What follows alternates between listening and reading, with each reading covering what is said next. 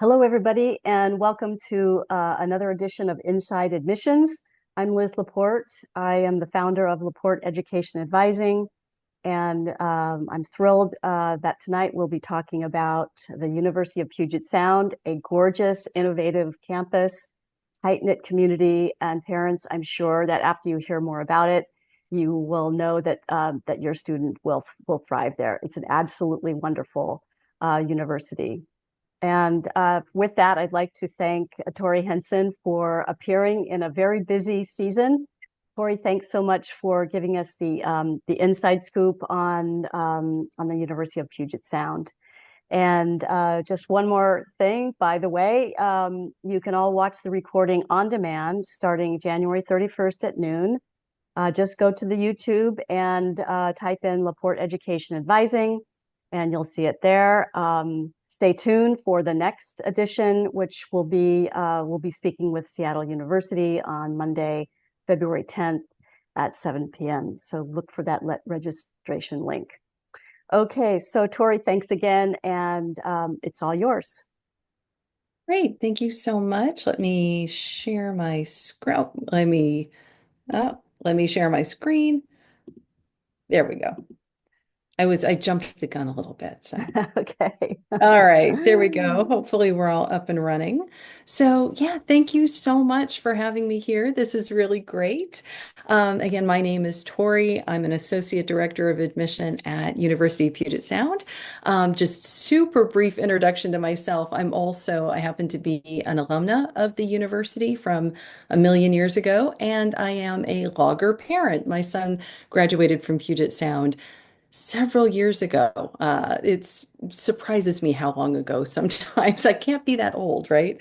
To have a son who's well out of college.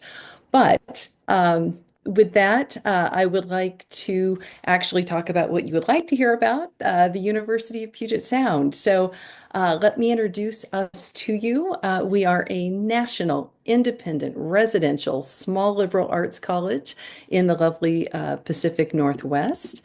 Oops, went a little too far. I will say, I've rattled off a whole bunch of adjectives there for sure. And right here on this screen, you can see a couple of those in play. I said we're a national college. We are. You can see here that about 3/4 of our students actually come to us from outside Washington State. We have students really from all over. I think it's 46 states represented on campus. I will confess to you, though, California is our largest state represented on campus for sure. I also mentioned that we are a small school. We definitely are about 1,800. Honestly, it's about 1,600. This is an old infographic here. So it's about 1,800 with graduate students, about 1,600 undergraduate students. So definitely a very small campus, very friendly campus. I think students come to the Northwest because they are excited about the kind of the atmosphere in the Northwest, right? It's kind of a laid back place, or that's kind of the idea. And folks kind of bring that friendly atmosphere that they want to see. They bring it with them. So our campus really is a pretty great place. Now, even though it is small for sure, I don't want you to get the impression that it is limited. We have quite a large number of academic programs for students to choose from, especially given our size. So we have everything from a full school of music. It's a classically based conservatory style school of music. We also have a school of business and leadership. So right there, that combination of music and business is a little unusual for a small liberal arts college, but it definitely works for us. Other big programs for us include Asian studies. Being right on the Pacific Rim, we really use that that to our advantage. We have an expanded environmental studies department that we're really excited about. We've had environmental policy for quite some time, but we also have earth and environmental science as well as environmental arts and the humanities. So several environmental related majors for students to choose from. We are very strong in STEM fields as well. I think we're especially strong in the biological sciences. So, biology, molecular and cellular biology, biochem, chemistry, exercise science, neuroscience, bioethics. So this is really a great place if you have students who are looking to go on in any of the health professions. And of course, some really fantastic interdisciplinary programs. So things like gender and queer studies, international political economy, global development studies. So a really great range of programs for students to choose from. And it's really quite common for students to either double major or to major and minor, major double minor. Students really mix and match. I've seen some really great combinations. But getting back to that list of adjectives, we are a liberal arts college. So we're excited for students to, kind of stretch out academically. And, part of our mission, part of our purpose is to help students really be able to connect the dots across disciplines. So things as varied as, biochem and theater, which is one combination that I've recently seen and I just love. Those aren't maybe as far flung as you think they are. Academics do not happen in silos. So definitely a wide range. Now, no matter what students choose to pursue, you can rest assured they're going to be in this small liberal arts setting. Our classes are small, our student to faculty ratio is small, and very, very intentionally so.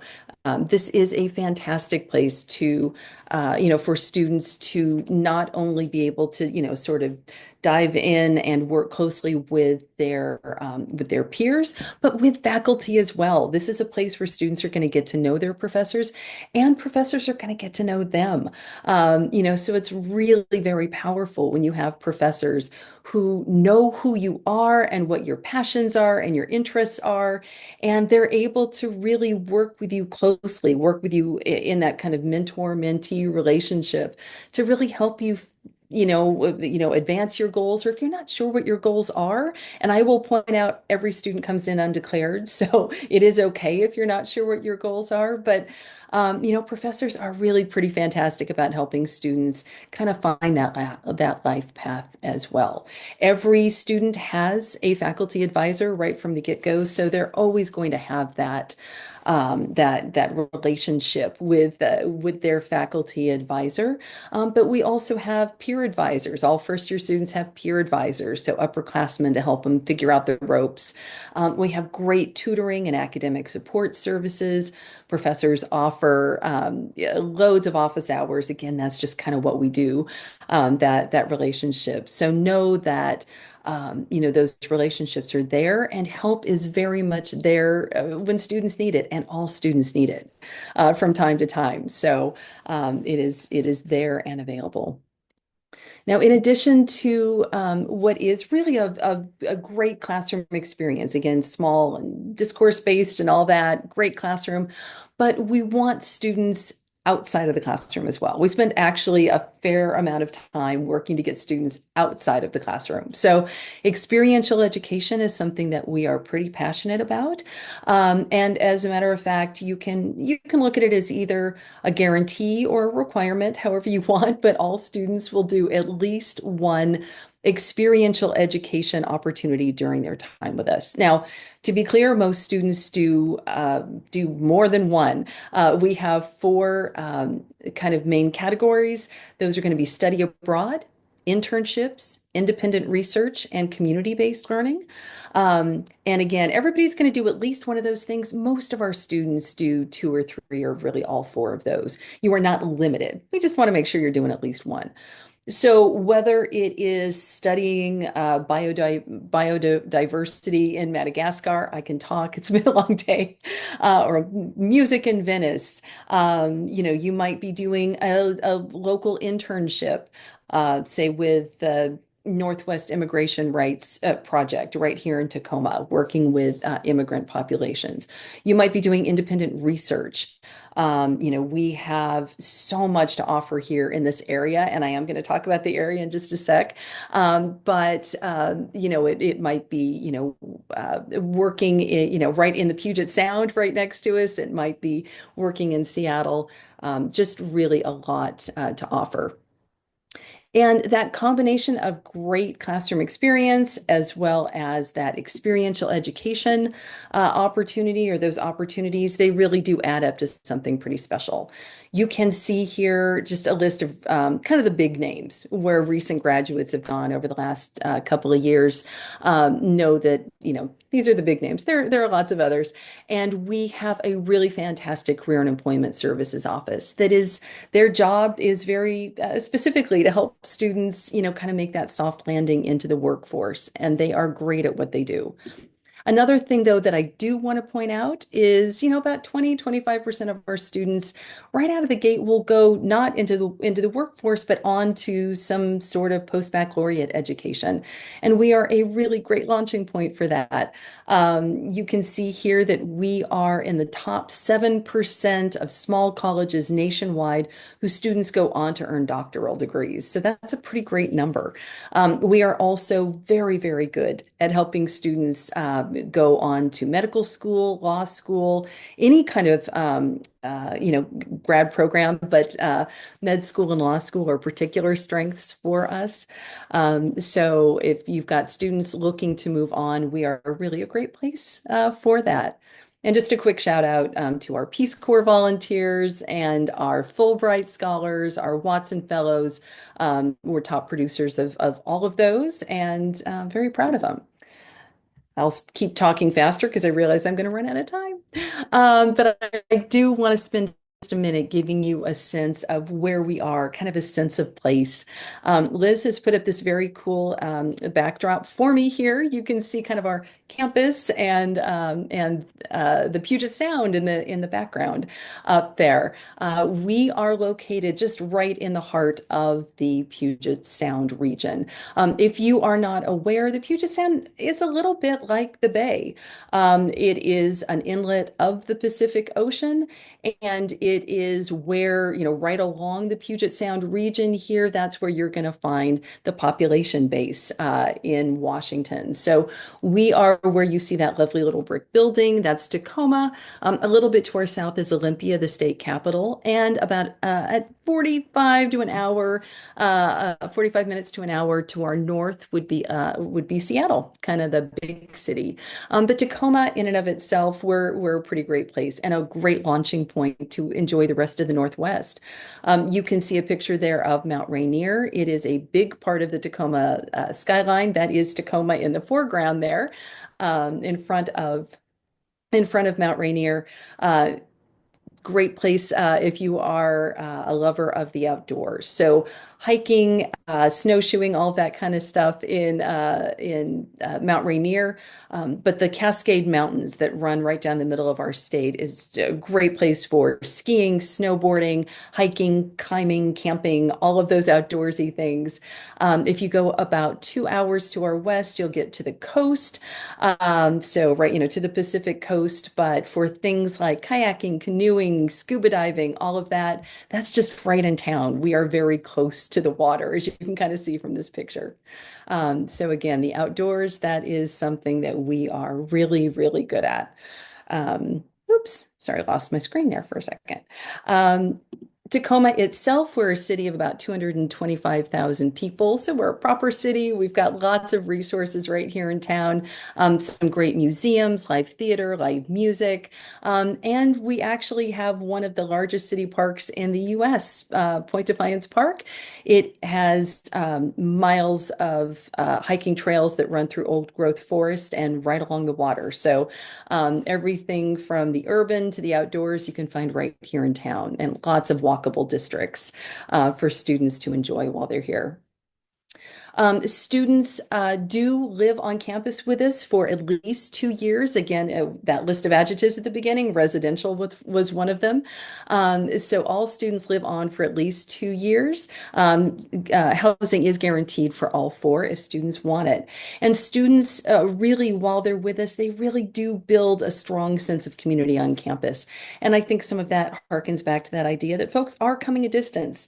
They are not going home at night or on the weekends to do their laundry because it would be a plane ride for most folks. So people are around and they are engaged and they're busy and doing things. So it makes a wonderful atmosphere. And just quickly, I'm going to talk about our admission process. We are really dedicated to holistic review. So when we are looking at a student's application, we are on Common App. When we're looking at that application, we're looking at the whole thing. We really want to get a sense of who the student is, who they are as a person. So we are spending time with their essay. We are spending time with that list of activities, not because we want students to prove that they've done all the things and they've accounted for all their time and that kind of thing. We just want to get a sense of who they are and what's important to them. So we do care what they get up to outside of class. We're going to spend time with the transcript. Certainly we see the GPA, but students are much more than their GPA. We want to see the types of classes they've taken, the rigor they've chosen, if there's a trend in their grades, if there's a distribution in their grades. Speaking for myself, life goes on if you maybe aren't great at math. So we're seeing that kind of thing when we're looking at transcripts as well. We ask for one teacher recommendation as well as a recommendation from the high school counselor. They just fill in some of the blanks for us. We do not require test scores. Students are welcome to submit if they want, but we are, test optional for admission and test blind when it comes to scholarships. So it truly is fine without scores. We do love to do admission appointments down there in that bottom corner. So interviews, not mandatory, but for one, spend a lot of time in the fall in the Bay Area. I would love to meet your kids. And we have discovered too that Zoom is really great for interviews. So that can be done any time of year. Just so you know, too, small private liberal arts colleges are insanely expensive. We understand how scary the sticker price is. Please rest assured that nobody is paying that full sticker price. So every student who's admitted is going to qualify for some measure of academic scholarship. There's a pretty big range, but they go up to $33,000 per year. And those are renewable, not based on need, just based on merit. Just to give you a little sense, if your student's coming in at a 3.6 or higher unweighted GPA, we have guaranteed that they will earn at least 28,000 in the academic scholarship. So again, we're looking at a lot more. And so certainly it can be more than 28,000, or if a student's coming in a little under 3.6, they could still get 28,000. But that's just kind of a benchmark so you know where you stand. We have talent-based scholarships in music, theater, art, and debate. With the exception of art, you don't have to be a major in that area to qualify for the scholarship. Those other departments are just going to ask you to stay involved. We do have 2 full ride scholarships for incoming first-year students, the Lillis and the Matlich. It's tuition, room, and board for 4 years. So pretty big deal, pretty competitive scholarships, but we have 2 of each that we're able to give out each year. So if a student thinks they might qualify, please, please, please apply. We have money. The only caveat there is that unfortunately, those are endowed scholarships. Donors set the rules, and the rules say that we need test scores. It's the only place the test scores are required. And I think I have made it through my fast run through my presentation. Oh, Let me well, get out of here and stop sharing my screen. okay. There we go. Okay. Well, Torri, it's an amazing place. I can tell with the sort of the tight-knit community, people not going home, not fleeing campus, and staying around, making close friendships, and having gone to a small liberal arts school myself, I know that those friendships last a lifetime, and there are students who really do thrive in the sort of the supportive, warm embrace of a small and welcoming community. So I'm so glad to have heard about that.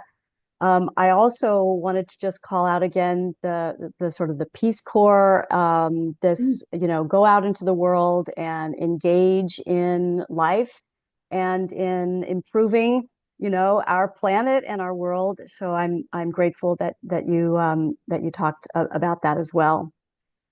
So lastly, could you just remind us about the deadlines for applications? And in case we've got parents and students who are looking for next year's application season. Yeah, absolutely. So we have kind of all the flavors of admission decisions. So we have early decision, early action, and regular decision. Early decision, of course, being the binding one. Both early decision and early action, the due date is going to be November 1st. For those applications.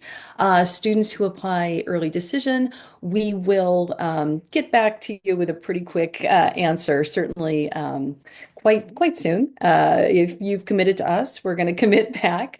I will say, too, one thing that I didn't get to mention with my financial aid, we do have an early decision financial aid plan. So students who are admitted through early decision, we will guarantee to meet full demonstrated need. So that can be a real asset to students for sure. So of course you have to know that we're the place for you, but if so, going ED can be a pretty good financial choice. Early action, again, that early deadline, you're going to find out far sooner than the regular decision folks. This year, the decisions were released actually just recently for our EA folks. I suspect next year it's going to be a little sooner.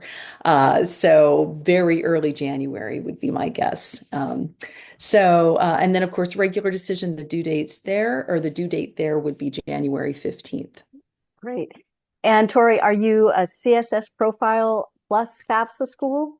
We are just a FAFSA school, which last year was not great. We were kind of wishing we were a profile school. But no, just the FAFSA. And thank you for mentioning that too. I talked about scholarships, but of course we offer need-based aid. So the only application for aid would be doing the FAFSA. If we get your FAFSA, we're going to consider your student for financial aid, for need-based aid. That can include not just state or federal funds, but also our own funds. We have our own pool of money that we use to augment financial aid awards for sure.